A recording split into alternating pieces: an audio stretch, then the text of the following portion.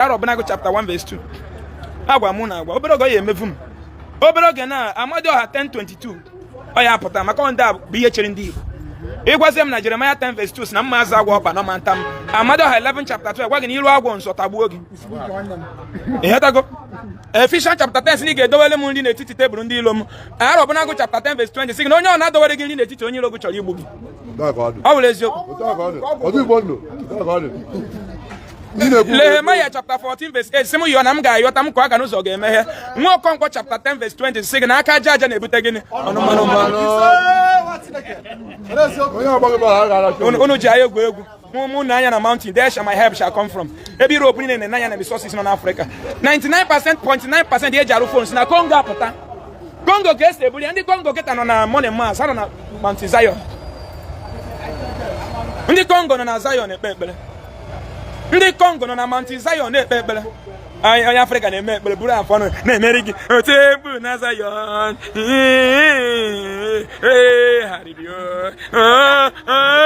Jizọs akpata ya na-awụ gị agwọ n'ọgwụ na gị onwe onye riri eri ga-anwụ. Onye gwọrọ ọgwụ na ị ga-anwụ. Kedu onye agwọrọ ọgwụ na ị ga-anwụ? Ndo ịgwọ ọgwụ na nkubi ebe a. Ona afụ ya jene chụ ifunu ga-eme. Jene chụ ifunu ga-eme ndị ụka. Je chụ ifunu ga-eme. Ihe na ebe a bụ ụgwọ. Na nwanne m nwoke na-alụ ọrụ aka. Keva na ọ tụtụtara ya ofu ofu. Fix ya nyoto esi wee lose bịa. O wee baa na container. O fix ya ebe a. Ọ na ebe a na-enwe nwere sinọbụ na ọ bụla ọrụ aka gịnị ka ọ ya-eme n'ụwa. Ọfụma ndị omenala bụ ụzọ ezokwa da yoga ego. Ọ yi bifu ya na-eme nobody na-asị gị weta ego ka enye Arọbụnago ma ka enye Amadioha. Ị bịa sacha gị brain. Anya tụalụ ka Igbo ya esi ga n'ilu. Ị mara na ibe holy, ị mara na ibe prince and the princess of your land. Yotago, ọ bụrụ na ị nọ na Abuja join na ndị Abuja. Ndị ụka buru anyị abịa. Without Ezeaku Ejiofor ka anyị chụpụgo so many of you na your family bogamus. Without mụ bụ Ezeaku Ejiofor, some churches ka anyị chụpụgo gị na be nna gị, nalụgo ma na nna gị bogamus. Bogo na ibu winch. Ọ kịta anyị dịwa n'igwe. Ha mee pipi ma iwere oyibo sobe fan. Ogwefuri eme na head bridge kịta onye otu anyị je ekpopele onwe ya shop. Agwago m si gị ebe ọ bụla na-azụ ahịa na Ọnịcha. A na-eme ekpere je ekpope shop gị. Emetụ gị aka ka anyị kpọpụ aka ọtụ. Anyị ekpebugo ndị nke ọgba ọgwụ na. Ekpere ọgwụ gwụsigo. Ha na-ekpe ekpere ndị omenala kpopele onwe ha shop. Ị na-ekpere Jizọs kpope shop. Maazị na-enwe freedom of worship. Ikpoche ime ahịa for 4 hours. When a country na-produce ihe nna na-ere na ọgbọgwa dị akpoche anywhere na na-ekpe ekpere na China any day. 85% of drugs nọ na China si Asia country abata. They never for one day lock down their shops. Na na-eme ekpere. Onye Africa na-enwere ọkụ n'epa. Ọ bụ na Anambra steeti ọ Enugu ebe ọ bụ na ị nọ na n'Onumu. Bọsọ bụ na ndụ nọ Lagos steeti. Ndị chọọchị kpochie ime ahịa na na-ekpe ekpere jee kpope shop fa metụ gị aka kpọọ m. Ka ite eke dị mata up immediately. Unu na-akọrọ ụmụ mugu. Unu ji egwu egwu. Ebe kpochie ime ahịa n'aha Jizọs. N'aha Jizọs every day n'aha Jizọs. Ugu simu ask and I shall receive. Ask onye. Ask onye ebe arụ moto ebe unu wepụ ndị church bụ ndị ori. Nwere attack na-eme gị. Nwere anybody nwere otu the plane ka onye ọzọ the plane. So na people nwere ajọ obi. And ajọ obi abụ nwekọ ọfụgo were egbe nalụ gị ife. That is it. And onwere m ibu onye omenala m ibu onye ka onye ji egbe nweta ego nalụ gị iji. Mebụ nwa dibịa ndị ji egbe bịa buru akwa ọkụkọ. Kidnap akwa ọkụkọ gbagbuo ma ndị nchi ya. We detain for over 2 weeks release onye he release enya na government ije gbabịakwa bụrụ akwa ọkụkọ kpochie bụrụ onye ze Jizọs bụrụ Ekehit nwunye Ekehit na ha akpọ anyị nwa bụ mmadụ ka ejewa soludo akpọ ọzọ ogbugbu akpọ ọzọ alụ mana onye nwe nsogbu bịakwutu na akwaba ihe ogbugbu na alụ ga-eme nwunye Ekehit ka emere interview na agba ma ọkpọwa mama ndị Anambra nkịta ka enwe mama ndị Anambra kịta ka ụnụ mana mama ndị Anambra bụ ihe ekwesịghị iso tinye ọnụ ka gọọmenti of Anambra steeti kwụwa Anambra ụgwọ ọbụ ọzọ arụ ọbụ ọzọ ogbugbu. Ihe ndị nna nna anyị gwara ya bụ na mkpụrụ ọbụla ị kụrụ mmadụ ka ị ga-eme gịnị ka ị ga-awalụ kịta eji Ekehit ka nwunye ya na-akpọzi mama ndị Anambra o jee ezebe Ekehit na-agwa ọgwụ kụọ ogene kpokpokpokpo yam ọgwụ eme ise n'iru Soludo mee Soludo ga-agbapụ na gọọmenti haus eziokwu ka asị egbe ọmụnwa bụ kata ọgwụ iyi ka iyi kata ọgwụ iyi ka iyi reality hit gị ya na ọ nọzi n'ime until the government decide they'll appear. That is it. Government is trying to for hand. reality hit go no na ida yema ne nwe mama Anambra ono mas ne nwe mama Anambra na onu nwunye Ekehit na ato mere me ebere mere cheje me to mana na agworo ndị mmadụ Igbo bụ awele ijezi ko ogwa America wele ka opụta na mgbe mama Anambra bụ Igbo bụ mama Anambra bụ oke ite na awele ogwa Ekehit na ya n'onu onyari je ebe a echem na odidi nkata ogwu yiki mechego nkata ogwu yiki solu da kpukpuru nkata ogwu yiki ọ dị ọzọ na be Ekehit ana agwu unu but reality ga-apịa gị mmadụ controls everything on this earth mmadụ for example ngwa gị na the same job ị na-arụ back ụfọdụ n'ime anyị na-arụ na abroad mana mmadụ nọ ha n'ime mmadụ is taking care of them enwe average amount ha dị sure na ị na-arụ na ị ga-eji ya dị oke yara iji oshi a na-akwụ gị the same job mana Nigeria ifugonu ịrụta 6,000 day job kedu ị ga-eji egote kata ọgwụ ike iyi kata ọgwụ ike iyi akpọrọ nkata ọgwụ ike iyi aim of coming together to spread this gospel to defend our land nwa onye ga defend anyị sisi ndị na-achị efi na-egbu anyị iche na ndị ụka ga-ekwu okwu mmụọ onye na-anwụ mmụọ ha na-enweta ego beria mmụọ onye na-anwụ mmụọ ha na-enweta beria mmụọ onye na-anwụ mmụọ ha na-enweta ego beria na-asị gị na Jesu wetara owelogo ịkwa nwanne gị 25 years ọsọ na ije tọ mma n'ụlọ gị ihere na-emekwa gị ihere dị eme gị ime beria onye dị 30 years ọsọ na ije tọ mma n'ụlọ ụka unu na-ekpere Jesus man i preach maka Jesus na Israel ije nga 2 years Israel government pass a law if you preach about Jesus to their people you go to 2 years imprisonment Israel can practice tradition nna na for Judaism China can practice nke nna na for India the same thing so onye gbara pro mena na nke agbafu ọsịga na mena na baaju ife na ndị omena na-enye poison na na-enye enye ure o nwere ihe dị ka enye ure ya like ọsa but onye a na-ere ọgwụ enye ure ka m were ya wa alụ ka alụmụle ure ka mfu enwere ihe ọ bụla ị ga-azụ ọkpa n'ụwa ọkpa ga-azaba asa ọ dị họ agwọ na over 6,500 people ọya onye ọ bụla ọkpa ya na-aza zaida na-enwe heart problem or kidney problem or other sickness ga-eme ọkpa mmadụ aza and inye the proper medication ọkpa ha dị flat enweghị onye na ya sara mmadụ ọgwụ cross ọkụ akọba gị na-arụ ọ dịghọ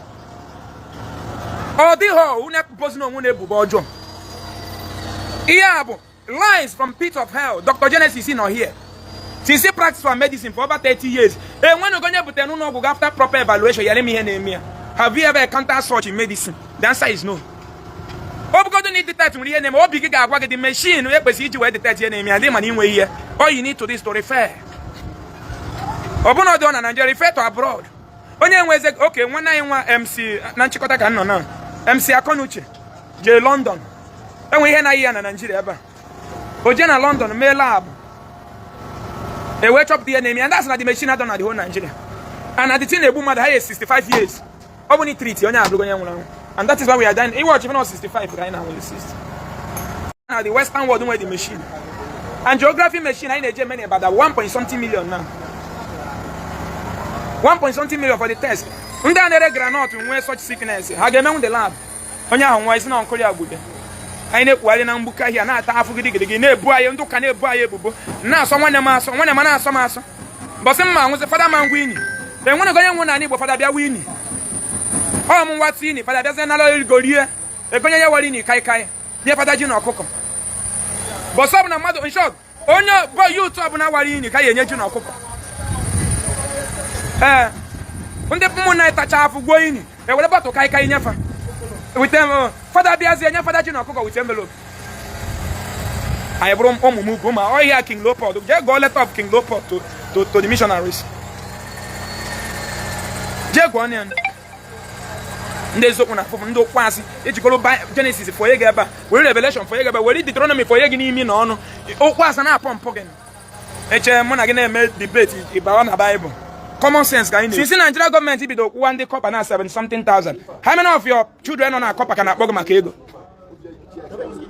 ana m ajụ gị how many of the ụmụnne gị nọ na kọpa now ka na-ana gị ego since Nigeria na-akpọ 77,000 if I'm not mistaken now kọpa na-eri 70-something thousand which means ọ bụ na gọọmenti na-enye every living city here 50,000 every month people will live happily unu na ebe a na-asị na Jesus na-eme eze Jesus na-eme eze ihe na-adị eme na 21st century iti mkpa Igbo chụ ụmụ fọ na akwa baro the same baro ka unu na-akwakwa na London the same thing enwere ihe dị iche oyi onye ebe anyị na-arụ na London ihe na-arụ ebe dị only thing bụ capital eji akwụ ha ụgwọ ebe ị na-eme offload na London ọ bụla ọrụ ị na-arụ ka e dị iche na onye na-eme offload na Ogbete ofu level ka gị na ya nọ ọ just n'ịnọ n'obodo nwere human conscience ịlụcha ọrụ enye gị ego wọtụ ihe ga-eji dị ndụ nye gị access na onye ọbụla bụ cleaner today na London nwere access to inwe ụlọ nwee moto ọ mmadụ mere otu ọ bụ Jizọs ịghọtago gị nwa na-arụ cleaner na Europe na onye na-arụ cleaner na bai ofu ihe ka ọ ọ dị same category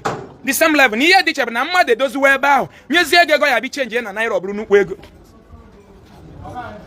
na gwa onwe gị eziokwu ọ na-enwere ọrụ na what as an African job na London tell yourself the truth gị nwa na London zam ajụjụ a na-ajụ gị na ọ na nwere ọrụ na awọta tọ ya bụ ọsọmọrụ a na-abịa ebe azụ na ọrụ ndị jaga na ọrụ ndị job na ọrụ ndị aboki ọ gị nwa na Europe ọ na-enwere ọrụ na awọta na Europe as African work o doga ya na onye obodo ama alụ wee eziokwu jụọ onwe gị ajụjụ ọ bụrụ na ọ bụ eziokwu kedu onwe ihe dị iche gị na onye na-akwa baro na gị nwa na-arụkwa job na London the only thing dị iche bụ gịnị na gọọmenti na-enelu gị anya na kedu emere onye baro nke anyị ji atala afọ gọọmenti adịghị na-eru ya anya kedu gwenye ka anyị ga-esi fight that gọọmenti chaa ya na fight Satan ka onye bara ahụ dị mma mana gị na onye bara na the same category gị nwa na London na n'unu are you getting me?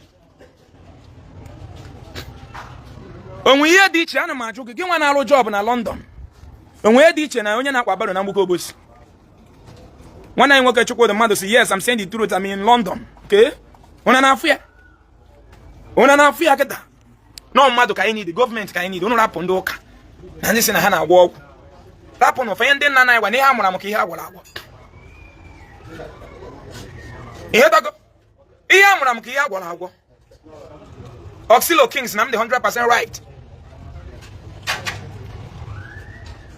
Joanna ma ajụ ndị ụmụnne anyị nọ UK nọ Europe na America nọ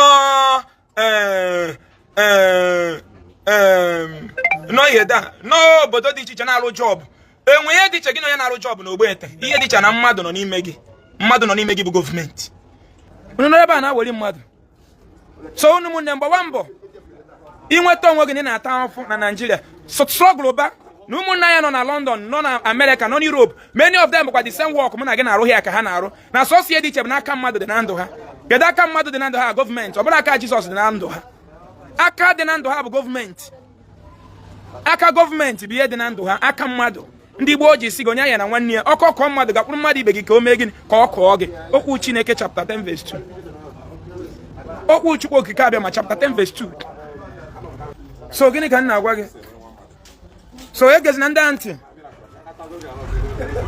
ikweta kịta na-enwe ndị be anyị nọ na London na-eme offload onye atọọlụ nwanne ya katọn ọwọlụ ikwete ana m ajụ gị nwa nọ Nigeria na-ekiri m oyi mara na ụmụnne ya na-agba ezigbo moto nọ UK ụfọdụ n'ime na-elodu katọn kedu bịa na ka ime exercise ka esi atụ katọn bute katọn ofe bịa jide kamera otu ụmụnne ya kedu ndị jaga mee ndị jaga ebe a kedu ka unu si jọrọ m ofu ihe dị ka katọn enyi anya enwere ndị be anyị n'obodo oyibo ihe a ka ha na-alụ ngwa were ya nke a hey aya tukwala ya ngazi hey ihe ka ha na-alụ onwe dị iche ya na ndị jaga na onwe ihe dị iche so si ihe dị iche bụ na mmadụ nọ n'ime ndụ ya mmadụ nọ n'ime ndụ ya bụ gọọmenti na gọọmenti atinye ego standard na ọrụ chọrọ na ọ ga-arụta oge eji dị mma gbaa moto rụọ ụlọ yọtago ma rụkwa ụlọ gụọ ụlọ na London ma rụkwa ụlọ na Nigeria na-agba moto na Nigeria na-agba na UK na-eme ọfụma na-egbokwa mkpa famili maka ijere n'obodo oyibo gị nwa ya na-asọpụta mkpa ndị ọgọ ma ha eriri anyị obere ma waya mana anyị ga-atọghachite ya azụ anyị ga-atọghachite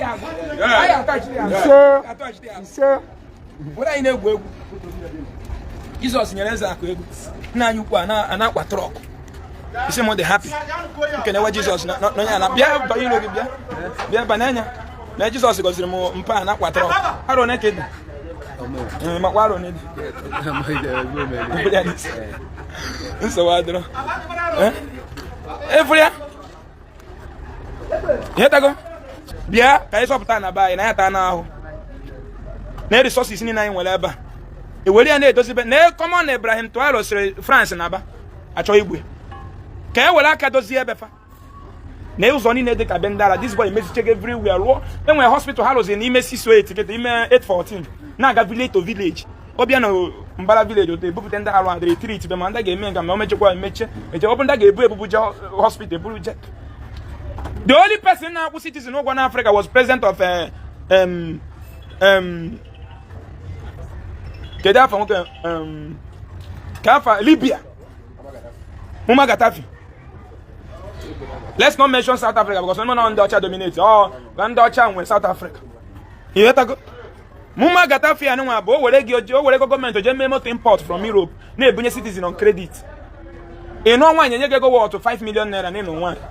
You make it atanafu. Okay, we go one work. E ma that America jebu that Muammar Gaddafi.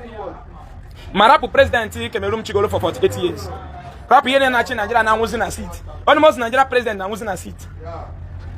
Iyo tenne rap hancha Britain rap nda America rap fa jebuola ayi nwanna ayi na akwu dia citizen ogwo na ndi Libya kita na eficheze na UK fe jego London Italy ficha iyo tago oya kunite inu ogoko Africa nwere onwa they will use your own African brothers and sisters to do what to jail you nam they can agitate for freedom Nigeria ke wa do walu men you nke wa self butere gene you go and challenge yourself know whether you can do it. The Nigerian to trade that will have more 3 nations in Africa that will try to detect more resources in their land and make things happen. Nigeria, where the Kenya, they come with high name and nothing. Only see Nigeria, and what they are Nigeria would not go be at him. When a black man kill his fellow black person, he may go in here. They would not be at him. Don't you put any question on Africa? Oh, no, I be a column. I call them Bible. Don't worry, akwụkwọ nsọ ndị Igbo ya hapụta. Yotago, akwụkwọ Chineke ya hapụta Robonago chapter 1 verse 2. Agwa mụ na agwa, obere oge ya emevu m. Obere oge na Amadioha 10:22. Ọ ya hapụta maka ndị a bụ ihe chere ndị Igbo. Ịgwazie m na Jeremiah 10 verse 2 si na mma azụ agwa ọba na ọma nta m. Amadioha 11 chapter 12 gwa gị na ilu agwọ nsọ tagbuo gị. Yotago. Ephesians chapter 10 sini ga-edowele m nri n'etiti tebụl ndị ilo m. Robonago chapter 10 verse 20 sị na onye ọ na-adowere gị nri n'etiti onye ilo gị chọrọ igbu gị. Ọ bụrụ eziokwu. Nehemiah chapter 14 verse 8 sị m yọọ na m ga-ayọta m kwa aka n'ụzọ ga-emeghe. Nwa Okonkwo chapter 10 verse 20 sị gị na aka aja aja na-ebute gịnị unu ji anya egwu mụ na anya na mountain there shall my help shall come from. Ebe Europe niile na anya na resources nọ n'Africa.